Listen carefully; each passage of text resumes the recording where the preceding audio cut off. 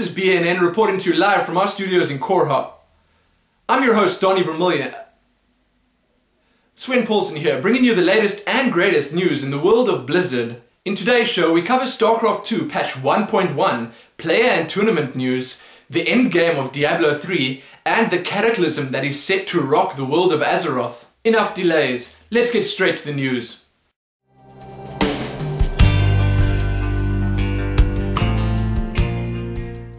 Starcraft II patch 1.1.1 has hit the Battle.net servers, and Blizzard has sorted out a few issues that had been plaguing the game since 1.1. The Ultralisk cleave bug has been fixed. The lag while watching older replays is also now gone. The 7% income increase trick has been removed. Wait, what? Yes, this just in. That was in fact a bug, and Blizzard has shot it down. You can see the full patch notes below. Is Starcraft II patch 1.2 already being discussed and worked on by Blizzard? Yes, it is. We've been told that they'd like it out by the end of the year, and they're going to be addressing the obvious Zerg balance issues as well as trying to add chat channels to the game. Let's just hope we don't have to wait till the very end of 2010 to get our hands on that. In the same interview, the Starcraft II lead game designer also dropped the big NO at seeing Heart of the Swarm at this year's BlizzCon convention. They will, however, be having a Q&A about the story in this first Starcraft II expansion, so that's something at least. You can read that full interview over at PC Gamer, or just check the links below. How often do you watch replays? Not enough? Well, Blizzard have a post up telling you everything you need to know about replays, why you should watch them, and how they can help you improve your game. They give you all the hints and tips you'd need to be able to successfully watch a replay and learn from it. So you can head over to starcraft2.com to read more about that. Blizzard are pleased to announce that the first Starcraft II MVPs have been chosen. What are MVPs, you ask? Most valuable posters, of course. The first three to have been chosen are Sixen, Excalibur's, and Beam Me Up. Those three names are going to be sporting green text on the forums and are set to be helping out, answering questions, and improving the community overall. You can read the full post below and see how you too can become an MVP of Starcraft II. The first round of the Jinx War Reporter screenshot contest is over, and the winners have been chosen. With the first round down, we have now been presented with a theme for our second round. So if you have a clever idea for the theme Power Overwhelming, then you'd best get cracking and get those screenshots in as soon as you can. You can see the official post and entry page below. The top 200 lists of Starcraft II have been updated once again, so if you want to see if you feature in any of them, or just want to see who's got the top spot at the moment, you'd best check that out below. An incredibly funny video was recently uploaded by the GameStation YouTube channel. This video is about well-known GameStation member Total Biscuit teaching well-known YouTube partner Lisa Nova how to play Starcraft II. Then, after that, Lisa Nova proceeds to take on Total Biscuit in a 1 vs 1. Or does she? It really was great fun to watch, and you should definitely check it out. You can find it in the links below. Now let's move on to the tournament news. Go for SC2 Cup number 41 was held this past Sunday, and the Protoss player Sock took the win. He faced off against Sarens in the finals and managed to best him with a score of 3-0. The Terran player Preddy managed to stun those watching the 23rd Zotac Cup by taking down Naniwa in the finals with a score of 3-1. The Terran player Select won Compito Cup number 7.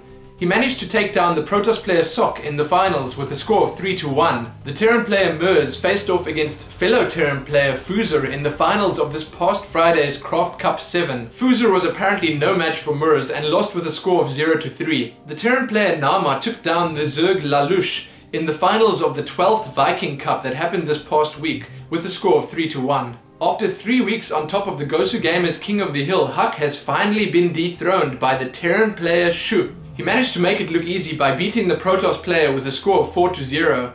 You can find a full interview with Shu and the VODs of the games below. The global Starcraft II League is down to only 8 players, and things are definitely heating up over there. The games being played are totally amazing, and I really hope they release a replay pack sometime after the event. You can find a list of the 8 players remaining and a full schedule of the GS2L below. SK Gaming has added another 16 player slots to their Champions Trophy. They've also released a list of the first 16 players that are set to compete this coming Saturday, the 2nd of October.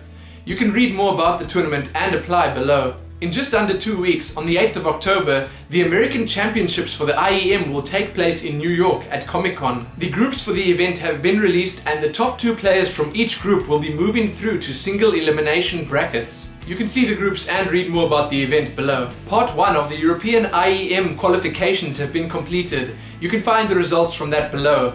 The second part of the qualifications is set to happen on the 7th of October. The players participating in the EPS Germany are set to start their 6th play day on the 28th of September. It will be interesting to see if Goody can stay on top or if any of the other, no doubt capable players will take him down. You can find the results thus far below. As usual, there's no shortage of drama in the international Starcraft II community. There have been a few transfers, rants and interviews. So listen carefully, because I'm going to make this quick. Naugrim has returned to Starcraft II with the clan Online Kingdom. Clan Praetoriani, which recently rose from the dead, has signed their second Starcraft II player, Dabu. They will no doubt soon be a force to be reckoned with. The Zerg Starcraft II Pro, Idra, has shared his feelings on the state of Starcraft II before and after patch 1.1. He mentions that the patch doesn't change enough in terms of balance and that Blizzard are overlooking many of the obvious problems. The highly successful Protoss player Huck has left his clan Millennium and joined up with Liquid. Not just for any reason though. He, like many other Starcraft II players, is making the move to Korea to pursue his Starcraft II pro gaming career. There's obviously a lot to be learnt there for any Starcraft II players, or gamers for that matter. That much is evident after seeing all the foreigners being knocked out of the GS2L. You can read the full interview with Huck below. Cool, aka Fruit Seller, aka Fruit Dealer, has caused quite a stir recently. He was caught totally out of character and totally uncool recently when asked about Starcraft II's first balance patch, 1.1. He said quite a few hateful things and seemed on the verge of a total breakdown. Luckily, a couple of hours later he totally changed his tune and said that he was actually alright with the changes. You should definitely all do yourselves the favor and read the translated quotes below.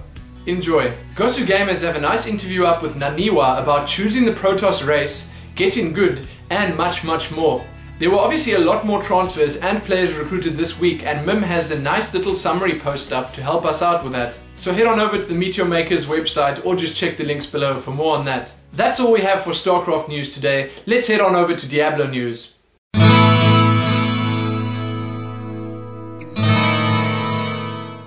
The discussion on the Battle.net forums about Diablo 3's level 60 cap and endgame is still furiously going on, and a fan has stated his doubts that the system that Blizzard has chosen will work. Lucky for us, Bashiok was on the ball and shed some light on the situation. He gave us a few hints and tips about what we can expect from Diablo 3's endgame. He mentions how it's not meant to be or feel like a grind to get to level 60. He also mentions that there are a lot of achievements and other goodies to keep us busy once we hit that fated cap. Will Diablo 3 last 10 years like its predecessor?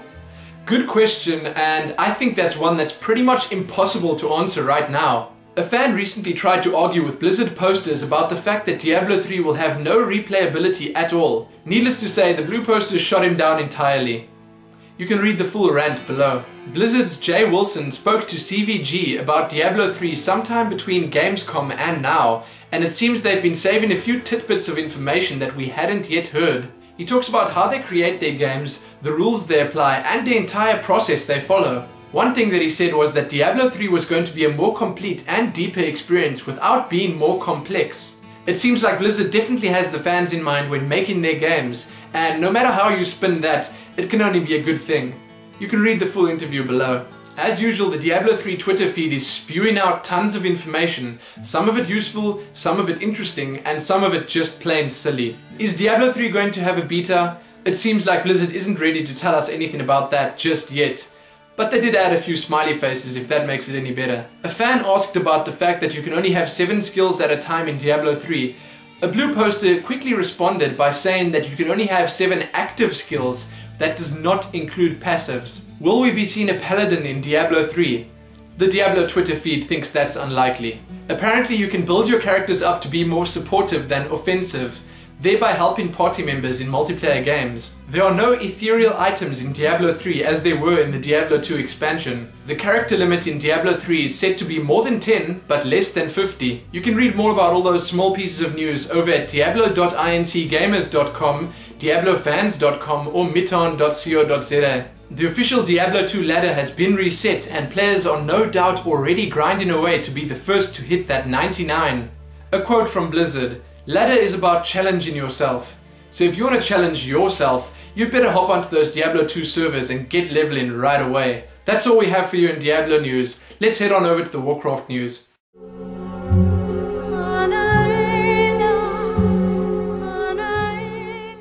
After MMO Champion's recent predictions about World of Warcraft Cataclysm's release date, it seems things have changed.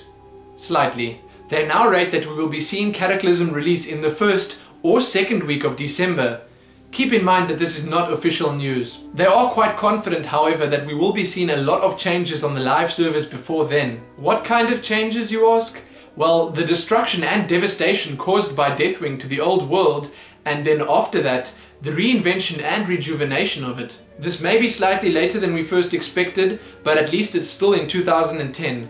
You can read the full quote over at MMO Champion. Shortly after the second part of the Cataclysm prologue was added to the public test realms, we now have the third part already. Things are flowing incredibly fast, and at this rate we will probably be seeing these events on the live servers within a week or two.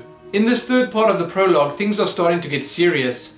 The capital cities are being attacked by elementals and other fiendish monsters every 1 to 2 hours. The event seems pretty fun, and the guys over at MMO Champion think it's a lot more entertaining than the old zombie invasion we saw in Wrath the Lich King. You can find a neat little summary about what the event is and what to expect below. In the wake of Operation Gnomergon, the gnomes, with High Tinker Mechatalk as their leader and you at their side, have set out to reclaim Gnomergon. In doing so, they have established themselves a new, if temporary, home. New Tinkertown, situated outside the still hostile Gnomergon, is the gnomes' new base of operation while they try to retake their old home. Below you can find a full preview by Blizzard of New Tinkertown and what we can expect when creating a gnome in Cataclysm. World of Warcraft Arena Season 8 is coming to an end on October 12. Arena Season 9 is set to be tested on the Cataclysm beta servers shortly thereafter. Cataclysm beta build 13066 has hit the servers, and we see quite a few interesting additions and changes. All the portals were removed from Dalaran and Shatrath, and you can see below why Blizzard decided to remove the portals and add class trainers instead. There are tons of other skill and talent updates, achievement additions, map updates, and much more. You can find out what's changed and read the full patch notes below.